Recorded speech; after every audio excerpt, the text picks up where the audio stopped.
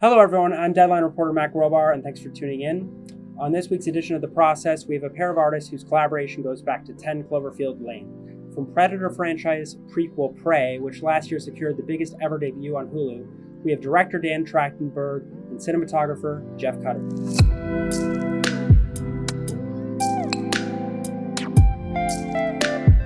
Hey everyone, welcome to The Process. I'm Dan Trachtenberg, the director of 20th Century Studios' Prey, and I'm pleased to be here today with our movie cinematographer, Jeff Cutter.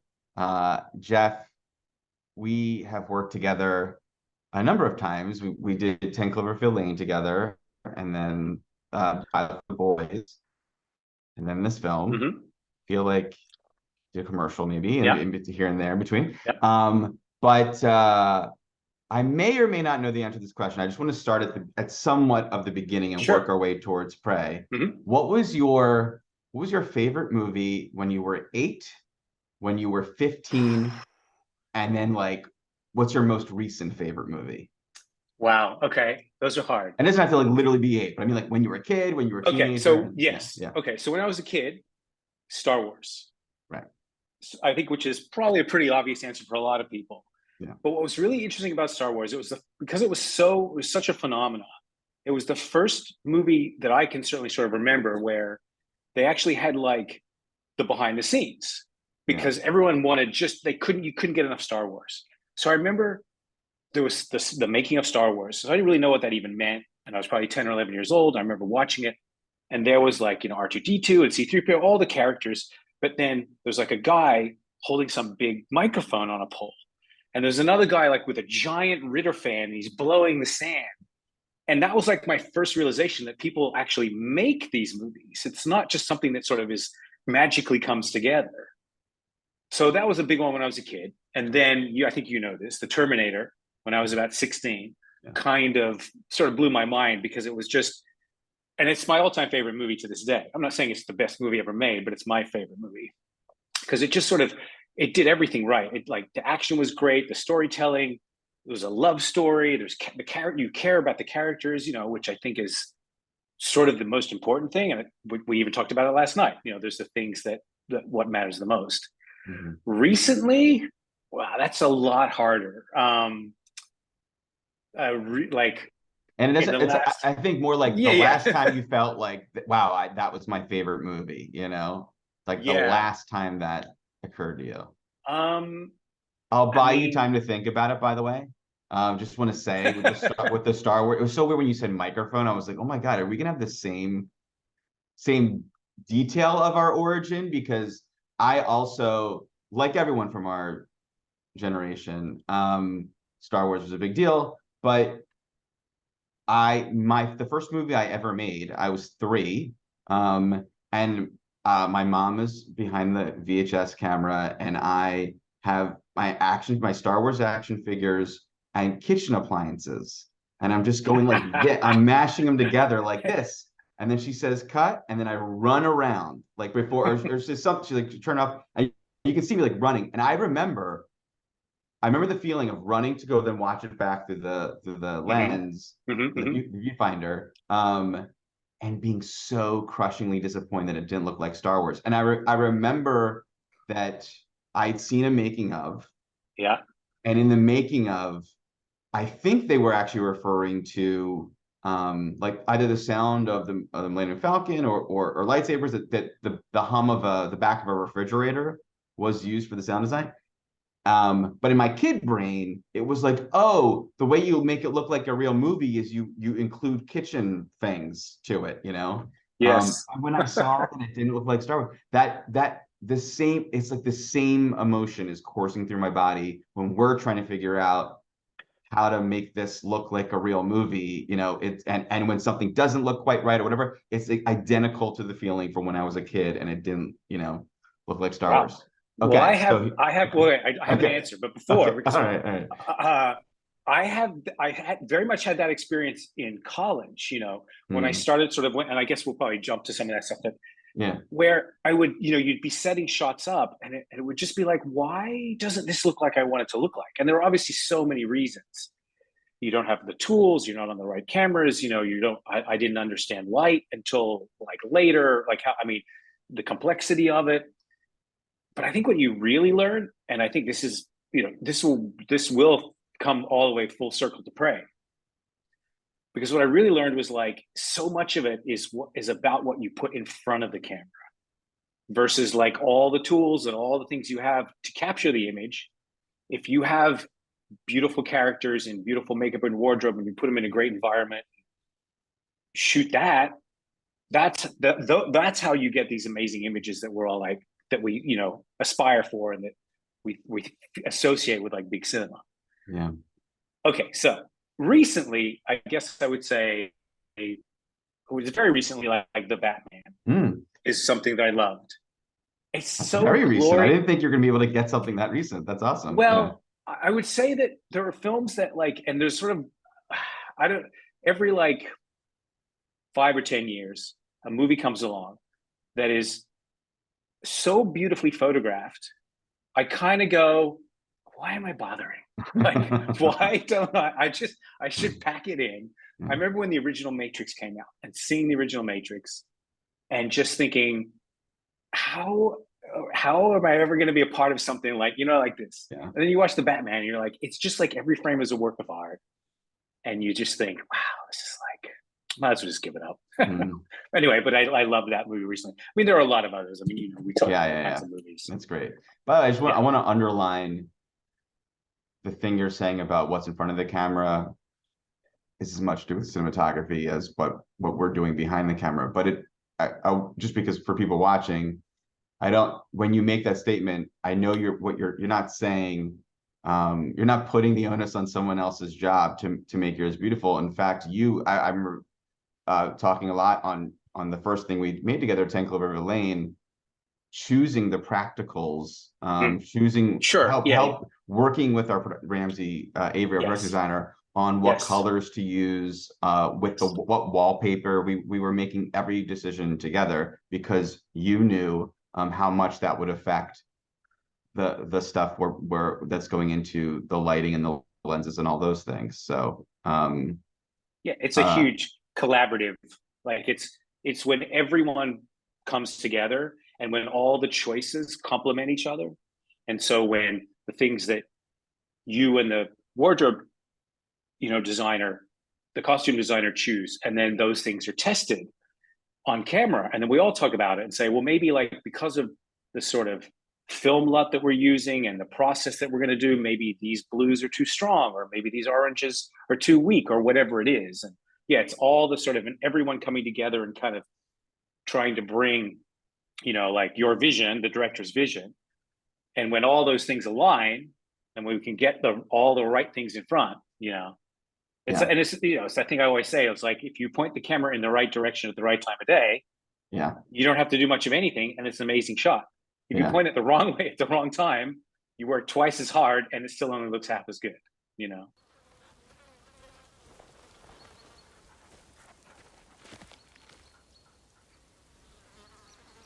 whitetail.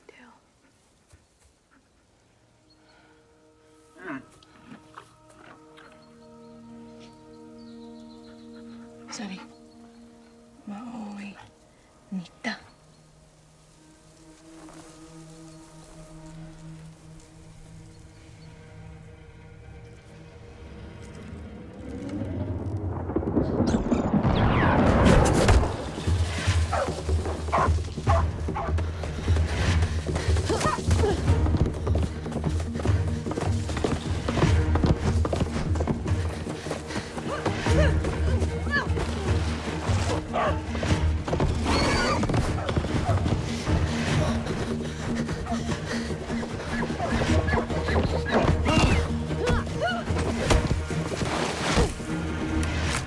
Should we go into that with Prey and then we can jump back? Sure. It's going to be going back and forth because that is, it occurred to me in making it with you, and the previous stuff we had done was so interior.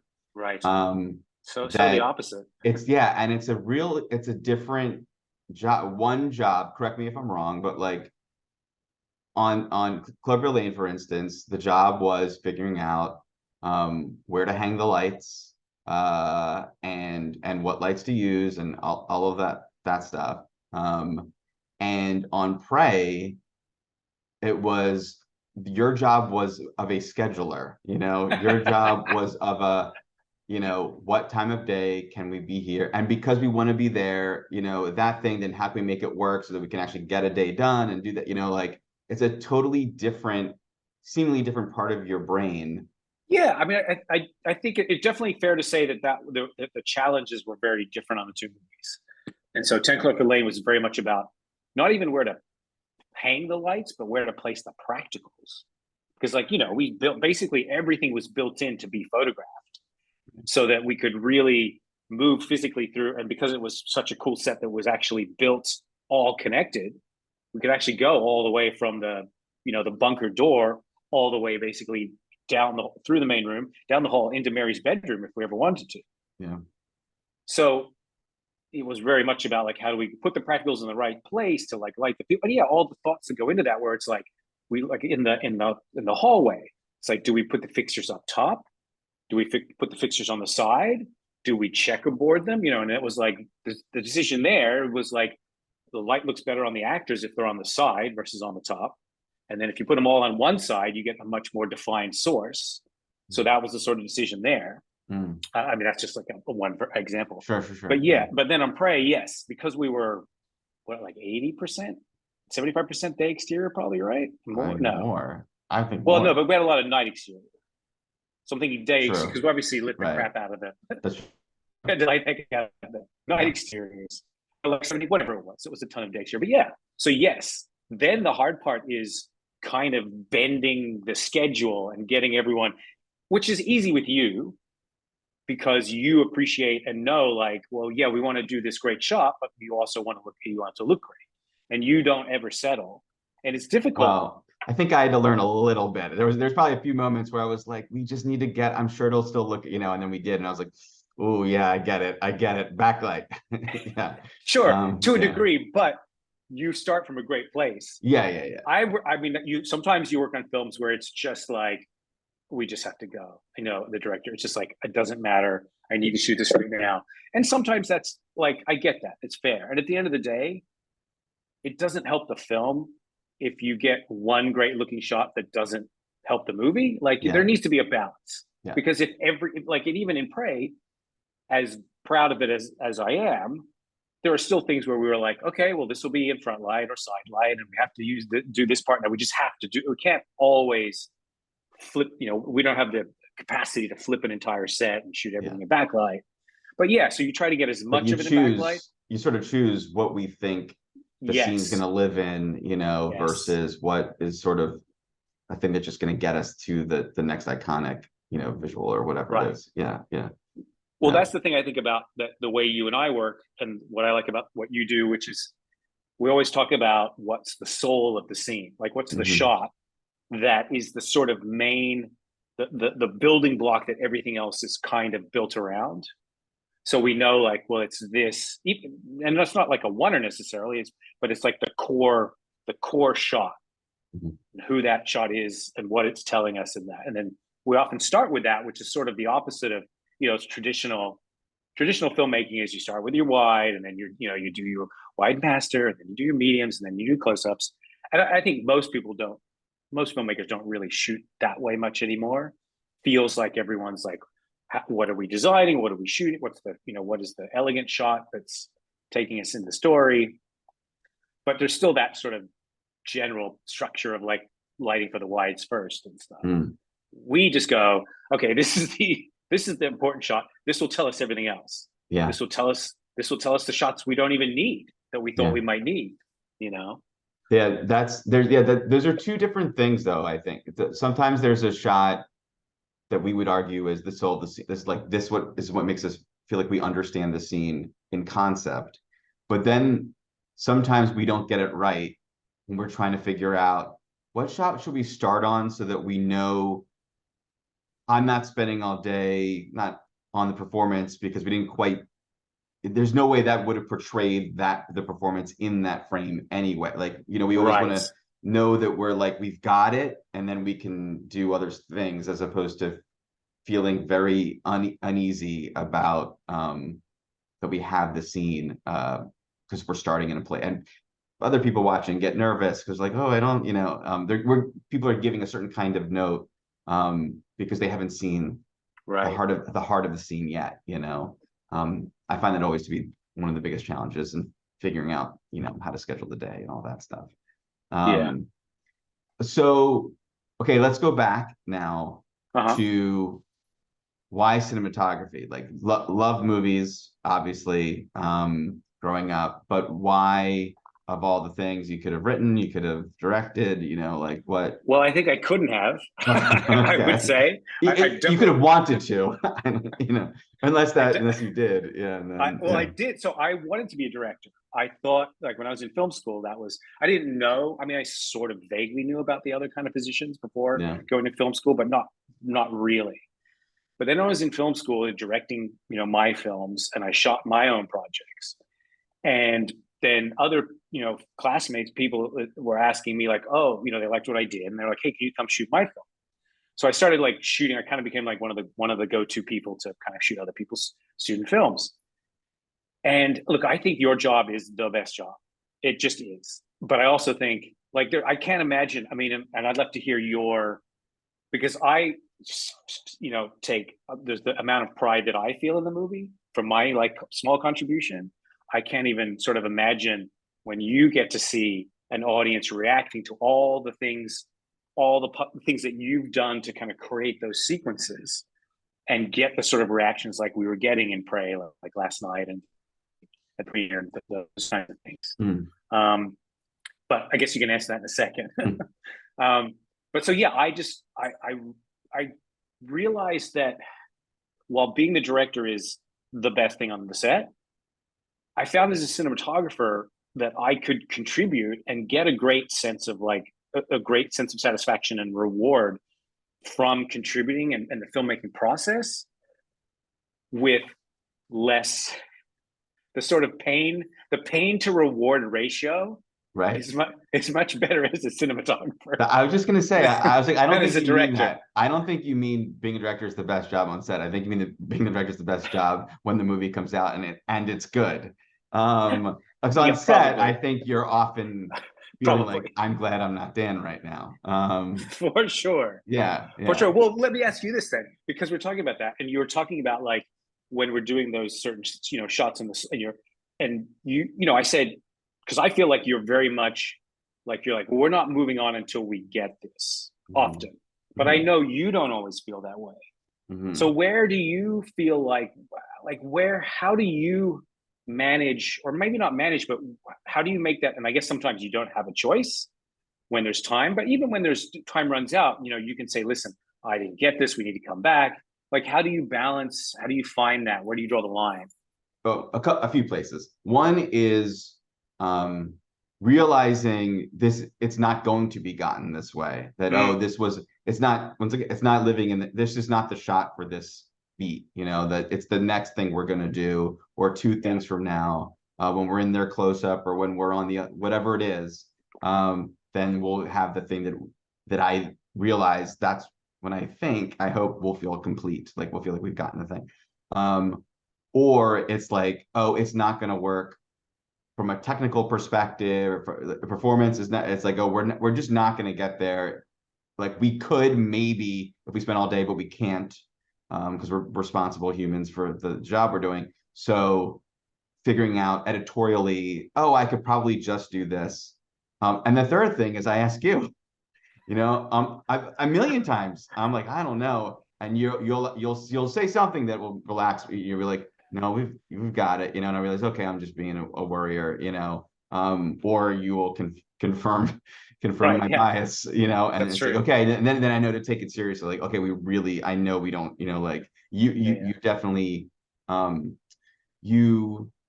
think why we ended up working so much together is because when we started working together, you did two things. You calmed me down. Like I think the finding the one shot thing, I feel like that came from you when we were first doing Clover Lane, when it was feeling very overwhelming, making my first movie, and like all the scenes that we had to figure out. I'd only done commercials before and short films. and you were like, well, let's just find the one thing, and that's become the mantra every time. And often my therapist for like, I wish I wanted to be like this, or I wish I could be like that. You're like, what? Just one shot at a time. It's all good, And then on the flip side, you are also like, I very much respect your taste, obviously, and you will push for like, you'll hear all the commotion that's at. You'll hear an AD say something to me, or producer say something to me, or and you'll very quickly assess for what we've already had conversations about, like what we want out of something. Like, Dan, either you're digging your heels and we don't need to, or dude, keep fighting. We need to get it, which is like you're like, on the one hand, you're like, you chill me out. On the other hand, you're like, make me a fighter. So, okay. So, and sometimes, by the way, and in film school, did you not go? Okay. Yeah. Oh, I was just in response to that. I would say that, I agree. Like, the thing for me, what I really value about like our collaboration is, when I'm shooting something, like, I definitely don't have all the answers, like there'll be a lot of things that I'm happy with, but there'll be sometimes there's stuff where I'm sort of like, I'm not sure, or I'm on the fence if I did it right, or it's late and it's like, you're tired and I'm like, I know I should fix this. And if I don't have somebody like else, like, if like when you like, there are times where you're like the person who keeps me honest, you're the person who keeps me honest, because you'll be like, I don't know, man, maybe this is too dark, or maybe this is too bright, or I think I don't know about the color here.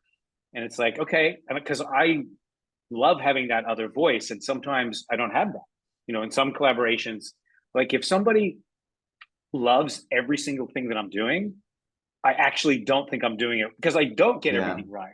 So I want that person who's like checking me and saying, come on, like, let's fix this, Yeah. So same. yeah. I feel like there was, I can remember, I wish I could remember the specific. I remember the vibe being at night, and I feel like it was shooting the lion tree. I feel like there was something where you were like kind of happy, or you're wrestling with whatever, and I was like, I don't know, yes, there's a I few remember you were things. like, oh, you don't like, I mean, you said, oh, you don't like that, or like, and I can't remember what it was. But Yeah, I don't either, but okay, I know okay. but it happens. I remember, honestly, I actually feel like it was even more on 10 Cloverfield Lane. Like, the one I remember that I love was like, we lit the John Goodman's bedroom. And it was just like, we had the practical over his room, and I sort of defaulted to like a warm. You're not going to probably remember this. I think I vaguely remember this. Actually, keep going. Yeah, so it was like we had an LED practical in the ceiling, and I just sort of defaulted to like lamplight color, like tungsten, warm. Yeah. And you were like, no, I always saw this as like cold, And I was like, okay. I just hadn't occurred to me. So we switched it to like, 5,600 Kelvin and made it much bluer. And it looks freaking great. And like that scene in the end when they, towards the end when he shoots, when the gun's in the vat and then he shoots him. Yeah. And they're in that room, and it's like, it just wouldn't have been the same had it been like warm light on top of them.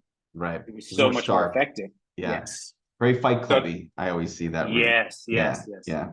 You were in film school with cool director, right? Isn't that where you met Francis, and that's was sort of the beginning of your career as a cinematographer and all that stuff? Yeah. Well, actually, we did, Francis Lawrence and I, we didn't meet in school. We were at school together, but we never actually knew each other. We had mutual friends. And then right after we graduated, I mean, I'd probably run into him, but I really didn't know him.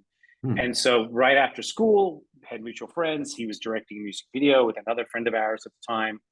And I was like just hanging out with them, and they were prepping this thing. And I was like, hey, who's shooting your video? And they're like, oh, we don't know. And I'm like, I'll shoot it. And they said, can you get a camera? And I was like, sure.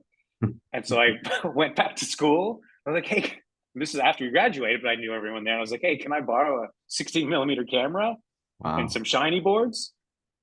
And we shot it was probably like a $2,000 or $3,000 budget music video. Who was that band? Who was that band? Oh, I have no idea. Idea. Yeah. I mean, there was a few of them for about 3 or 4 years after we graduated. So we did those things. And I kept shooting. What was that camera, by the way? I think it was like the Aton 16 or something like that. Yeah, we had Or that it in might have this. been an Aries. Actually, no, I think it was the Aries, which was So like a that's the 16. first film camera I ever shot on. That's how I learned The Aton or the Aries? the Arri S, and you put it. It was just a cartridge that you put in. Yes. You Yeah, definitely didn't thread. There was no you didn't threading. thread it. Yeah, No, because nobody could know who was going to manage yeah, that yeah. No way. back then.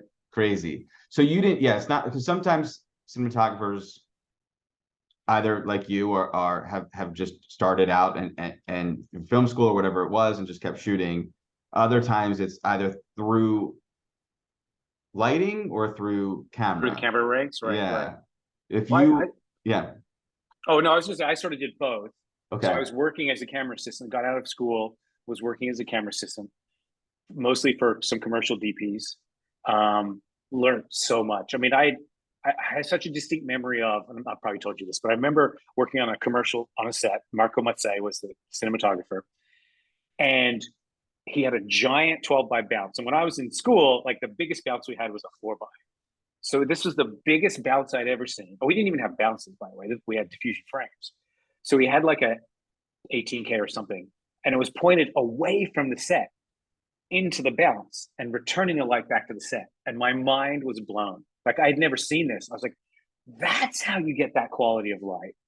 You're like bouncing giant, and it just all like illuminated so much. And I learned so much from watching. Pun intended. Was there anything, thinking of that? Yeah. Was there anything on Prey that you had never done that it gave you the chance to do some cool lighting thing that, you know? I mean, I think there were a few things. What I really, I mean, the one thing that I had never done that I really wanted to do was like for the Firelight was try to use as much natural fire as possible, which was only possible for certain, like all the, I mean, as you know, all the scenes, all the acting scenes where they're running around with the torches, they're all lit by those torches. And no, I mean, there's other lighting going on in the background, but it's not illuminating them. It's just to create a little bit of sort of moonlight in the atmosphere, in the smoke. But when we were doing like the sort of scenes in the Comanche village where there's the fire and we've got long scenes, and also the other stuff when Naru, you know, traps the predator, tricks him, and the fur trapper. I just didn't want to use any, and it's because of like all our discussions about being as naturalistic as possible and not trying to sort of contaminate the image or make it feel slicker or Hollywood in any way. I wanted to use only like old school, like tungsten filament light bulbs for the fire. So no modern LEDs, nothing like that. And go, even though it's a little bit like, well, you're still using movie lights. And it's not like that, you know, but I wanted to use old fashioned movie lights and create the fire that way. And I'd never done that where we I've actually, I mean, we did have a handful of LEDs, but since LEDs, what was in the what was the contraption? Right. So I was just going to get to that. Okay, so that was the other thing I'd never done. Yeah. Which was we put like LED strips. So those are like the few, because we couldn't do a tungsten bulb there. Right. Because it have to be battery operated and stuff. So that was one of the few places where we used the LEDs. But yeah, so we put some LED strips in the torches just for those shots where they're running up and down the hill when they're taking Pui back and forth, or they're going to find Pui, and then, or when they're taking him down the hill, and then when Nadu is running back up. And so we had those in there because it was like that was all we were lighting the entire scene with like 2 torches and those little LED strips with the batteries like built in, and that was it. So I just wanted to have a little bit more because we had those big wide shots like tracking up the hill, literally lit by 2 little torches and 2 little LED things. But there's also, I don't know if uncanny valley is the right word, but I've done stuff where we literally we're trying to only light with fire, and the flicker of a real fire without any support becomes, it feels unnatural and weird look, you know, like, so weirdly you kind of do have to bring in some artifice just for it to make it look more real. Because it gets too like, there's too much movement and too much, the intensity is fluctuating too much with your fire. like when all our fire scenes inside the teepees and outside, when they're like the bonfires or the small campfires, were all supplemented by these tungsten units. But when we had the actors walking through the forest with the torches, those weren't really supplemented. But they didn't seem to have. It's interesting because the torches just have a different sort of like flame, Right. which is much less like the way the fire like dances. True. So those didn't have the same issue, fortunately. When you first read the script, what can you remember any of the first images, that you saw in your head, in your mind when you first read it? I mean, I don't know that, like, it's interesting, actually. It's an interesting question because I don't know how much stuff comes to my mind until we sort of start scouting. And I mean, I guess like there are things that come to my head, but I'll tell you what comes to my head is I'm reading it and I'm like, oh, the predator's jumping from tree to tree at night and he's chasing this person. And I'm like, oh my God, sounds so like difficult. Like that's what comes into my head, honestly. I so vacillate. Like when I read a script, I'm like, this is so great. I'm excited. We're doing a Predator movie. Oh my God, we got to shoot this Predator movie at night with this. And it's like, there's that sort of like, that goes back and forth. So I don't know if I get like these I don't immediately have these like, oh yeah, let's do this and that. I think that all comes from like, we start scouting and you and I are looking at locations and we're like, oh, this is cool. And we could use, it's we went through such a process, no intended again, trying to find these locations. And I remember there were moments where it was like literally couldn't see the forest through the trees. Yeah. Because it's just more trees. How do we make, So we had to always find an anchor. Yeah. That to me is sort of what I wanted to get to with you, because that was the most daunting task. If the daunting task of 10 Clover Lane was we're only in this location, how does it not feel monotonous, and how do we keep it interesting? And we had the opposite issue with, now the world is our oyster. We could go anywhere. We had an entire land that we could go through. And I joked when I came back from filming the movie that I'm never going to make a movie where the script says exterior forest day for the bulk of the movie again. Just like it was so overwhelming and hard. But once again, the approach of like figuring out what is the soul of a scene, what is the identity of it, what does it want to feel like, so that when we're looking at images, that can help. And even things like the script said burnt glade, which could mean anything, it could, but you drawing on Macbeth as an inspiration, the battle scene, well, what if we did this very stylish thing in the mist? That helped me really see the scene, so it isn't just, and now it's an open field where we put in some like ashy trees and some smoke, and that it's like, how do we make it feel distinct and special? And we, with every piece, we and there was a few that were like, we have to go to location to hope we can find the special, right? But in general, we eventually did whittle things down and find ways in which they could have an impact and represent the feeling that we want the audience to feel through what she's feeling. So do you remember that time when Yeah. I feel like it is that I get like every project that I do, prep is like obviously essential. I dislike prep only because for me it's actually the most stressful part. And it's what you're talking about, because basically the entire movie is in front of you. And so all the things that you have to solve, you're solving them all in that prep phase.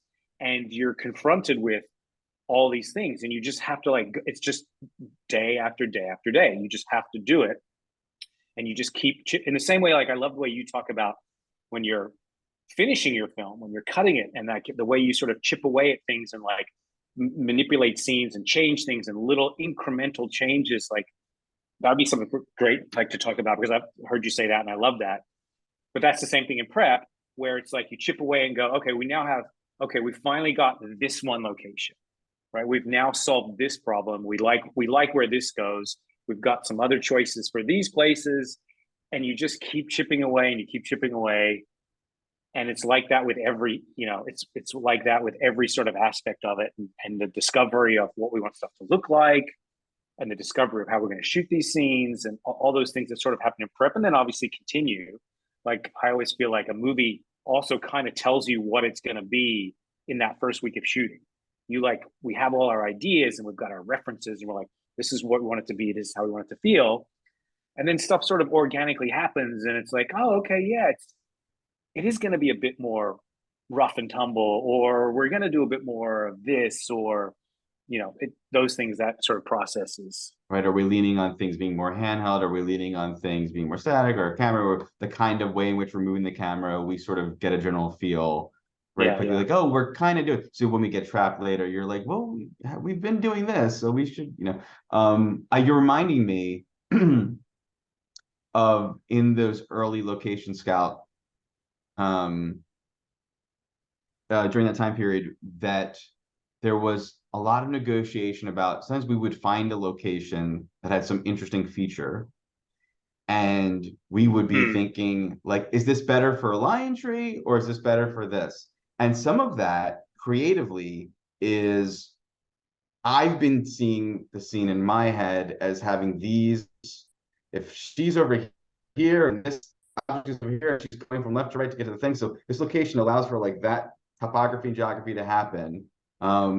And then you'll be seeing something as like, well, it's like, I don't want to just be black, so we want enough trees so that they can break up the darkness and whatever it is.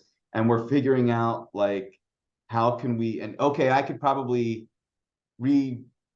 figure out how I'm seeing that, like, oh, we don't need that there for this, or I can, okay, we'll just change the set piece around. Well, maybe she'll do this other cool thing that isn't applying to this topography or whatever. Or you'll not win, and then you'll have to figure out how to do this thing, and like we're it's like always, but what it is working the closing the gap between what you picture in your mind, and what is narratively essential, and like what must be there, and what is logistically necessary, and what is aesthetically necessary. Like, I think so much of cinematography is like, it comes together because the schedule allowed for us to shoot. So how does the schedule allow for that?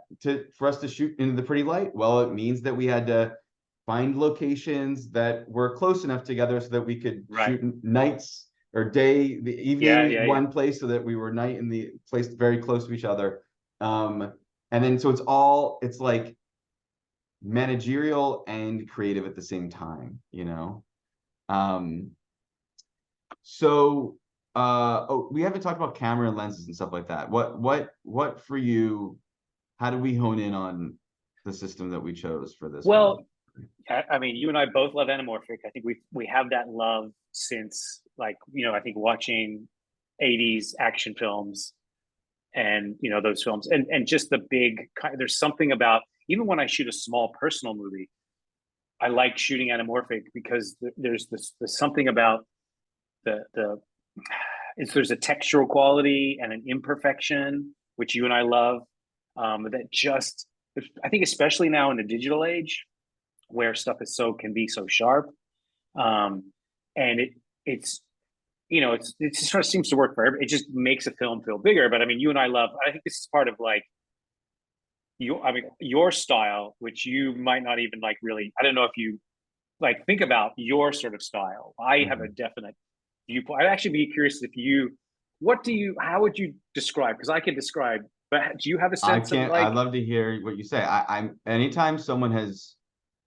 texted a friend or a friend I grew up with, or that's not a movie person, or says, oh, I could tell you made like it, I was like, what the heck are you seeing? I don't, it makes me think of, I'm not comparing myself at all to Steven Spielberg, but I don't think he like had a shtick he was trying to apply, and then now that we all now see that as Spielberg. I think he just sees things a certain way, and he leans on certain kinds of framing and photography. It's like where he goes, where his mind goes, and then we all take away from that.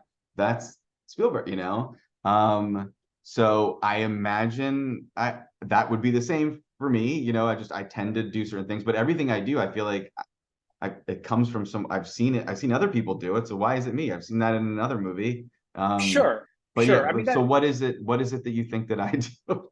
That So we do? Yeah, but I do. Yeah. well, I think well, I mean, obviously, like You're a part we of it. collaborate. Yeah. Well, we collaborate, but ultimately, like I work for the director, Yeah. so I do different things. I mean, I have certain tastes that I think why one of the reasons, again, another thing why you and I think work together so well is that we have such similar tastes.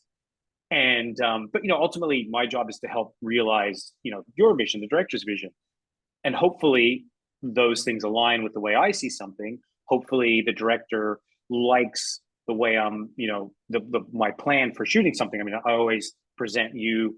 We look at we pull references, and I say, hey, I'm thinking about the way it should look like this in this scene, and I love this film, the way this looks, or this painting, or this, and try to just get everyone on the same page, because you don't want to be standing on the first day and it's like, oh, he's gonna look like this. You don't want someone to say that. But so I feel like I would describe it as muscular. It's like the word that pops into my head, because you love like these very strong camera moves where it's like, and it's very sort of, and we do a lot of stuff that's like handheld and very rough and edgy. And that's all great too. But even within that, there's a lot of precision. But then there are like these very strong, like you love the really strong rack focus where something's like really close and it's like just like, it's not like a delicate rack. It's like whoop, just throw it deep. The lens like breathes like crazy. I do love that when the anamorphic lens breathes, for sure. Yeah, and but it's always in conjunction. It's like in combination with other things. Like we dubbed you rack and track, where it would be like rack and then we track, or we track and then we rack, and there's a boom, and then all these things. There's like these layers within shots where it's like, and it's very sharp and like strong. Like that's why I sort of just think of it as like muscular, because I feel like these very strong moves that are like and it's, I think back to like a film that you and I reference a lot, not sort of like camera wise, we reference a lot, Die Hard. And it's like John McClane lands on the desk, and it's like rack super, like he lands, he's jumped off the roof on the fire hose, he lands on the table, it's like his face big in focus, this like dynamic rack out the back, the fire hose now falling, rack back to him in the foreground, it's pulling him off the table, all being told in like this one shot, and then it cuts to other angles, but it tells you so much stuff. I'm getting excited just hearing you talk about. Die Hard for me is our visual reference was always that shot where he sees the picture of the family, when Gruber sees the picture of the family. Yes, and it pushes, there's a flare, pushes through the flare and then up to his face, and he picks it up and tip up, and little dweeby high school me today is loving the fact that I could ever be described as muscular. So anamorphic, of course, is the thing that we see things in. And then well, then I wanted to just be on to take advantage of these beautiful landscapes and the sort of scale of it all. Like wanted to be in that sort of medium format, feeling. Like we tested 65 mil, and then we tested the Alexa, the LF Mini with the large format anamorphic lenses. We tested some of your favorite anamorphic lenses, but they're not large format. Those were huge, though. Those were like, there's no way. You were like, Dan, please don't like these, because there's no way we could have been in the places we were with those giant honking, I just think also they wouldn't have given us quite the sort of shallow depth of field, because you're dealing with a smaller sensor size. So we landed with the combination, like, because the 65 wasn't anamorphic. I thought we would love that. It would be like just capturing on the biggest sensor that we could get. But oddly, well, two things. One is the camera is much bigger. So like just considering all the sort of mountains and stream, the rivers we were beside, and all the craziness, it was like, this would be crazy. So we just went with like the smaller mini LF, which is still bigger sensor than your traditional Super 35. And then combine that with the Cooke anamorphic lenses that now stretch that, maximize that sensor and stretch that image out. So you're using as much real estate as you can and getting that widescreen image. So it felt like a really good kind of balance, for our film.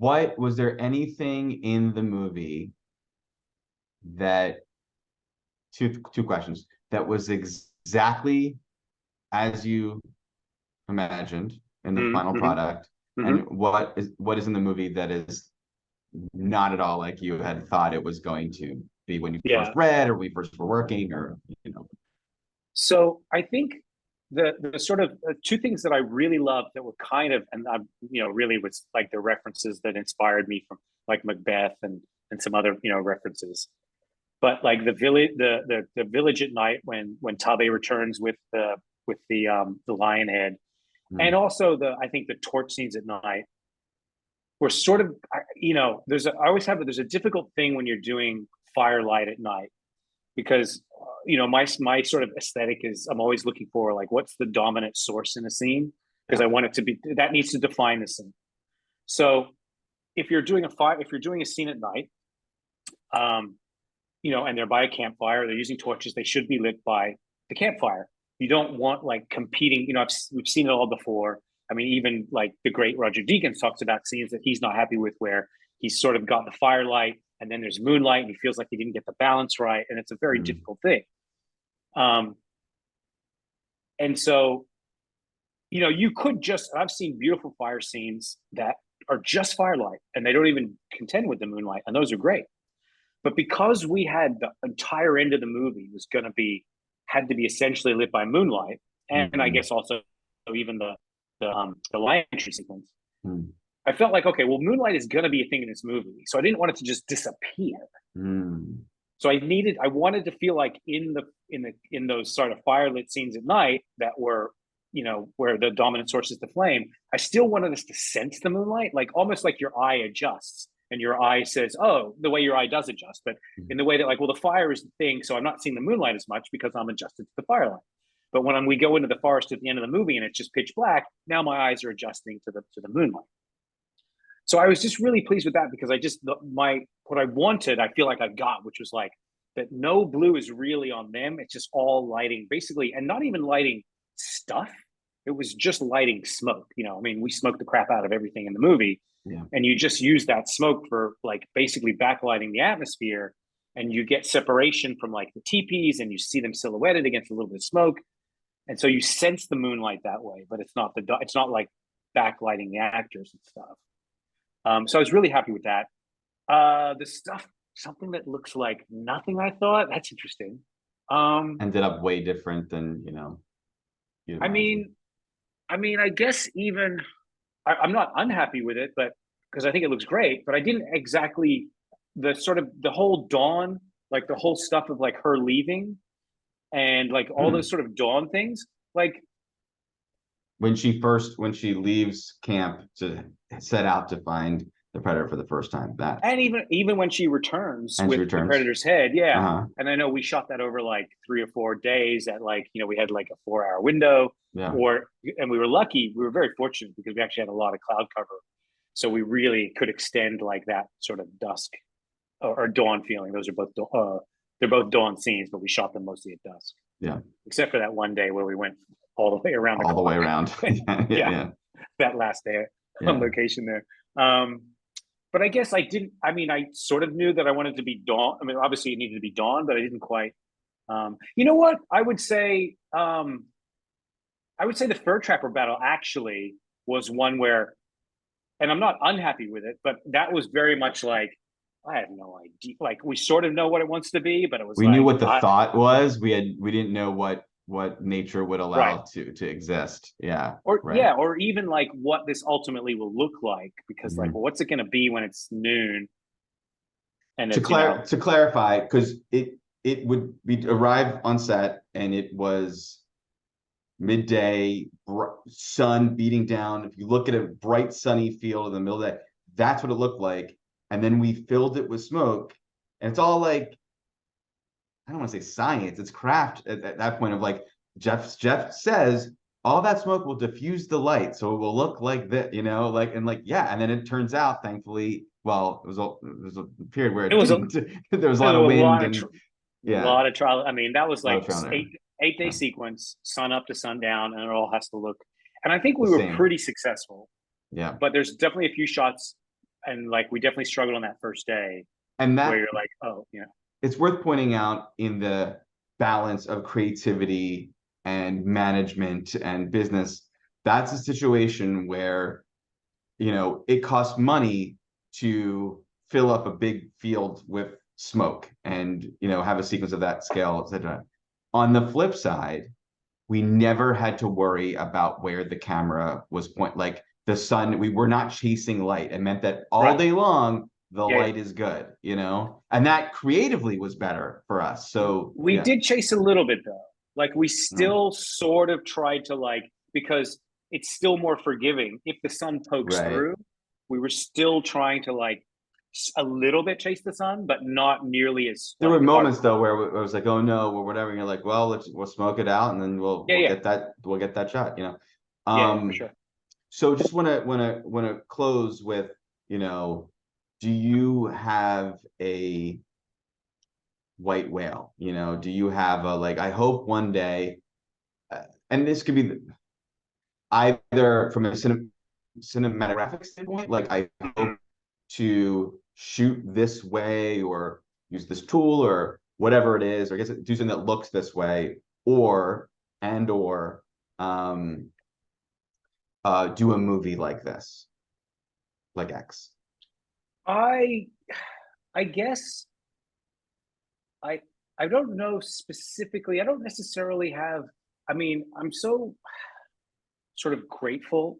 Like, and I do pinch myself. And I was just talking to my daughter last night, actually, about, as we were coming home after the screening last night, where I was like, you know, it's really hard. Like, it's a difficult job, but you have these moments, and I had them on Prey, and I'm having them right now on the film I'm shooting, where you look around and you go, I mean, I've been entrusted to shoot this movie. Like, everyone's decided that I'm good enough, I'm okay to like be responsible for the photography of this movie. And I just sort of every now and then go, I mean, this is crazy. Like, how did, you know, so I'm so grateful that I get to do this at all. Like, I just want to keep doing it and just try to get better, you know? I guess I would just like to be, and I feel like, look, Prey, I think it, well, not, I think, like, I'm certainly, like, Prey and 10 Cobra are like the two movies I'm most proud of. Prey's, you know, easily the most successful movie that I've ever been a part of. And I guess it's just to keep doing that and to finding those movies that, you know, movies that my kids love is like an amazing thing. When like my kids love something to death, it just makes me so proud. But just to be parts of movies that, the kind of movie, like I was saying, like something like The Matrix, where it just changes the way people think about movies, you know, and the way, and it's like you get one of those movies. So if I could ever, you know, so in as your, you know, the things that you're, and I know, you know, you've got it with, you know, just keep working on getting those elements together. I think it's just that, just, you know, it's like just to get better and to keep, you know, and to keep doing it and keep enjoying it, you know? Yeah. Beautiful. I agree. Amen. I'm just trying to make a movie that my kids can see. Yes. She's 6, Yes. so I gotta stop decapitating yeah, exactly. characters. Exactly. Awesome, man. Thank you so much. Thank you, Dan, for hanging with me on your Sunday. Super and fun. I can't wait for us to do it again. Yes, we may yes. be soon. We may be soon. Yeah, very excited. Yeah.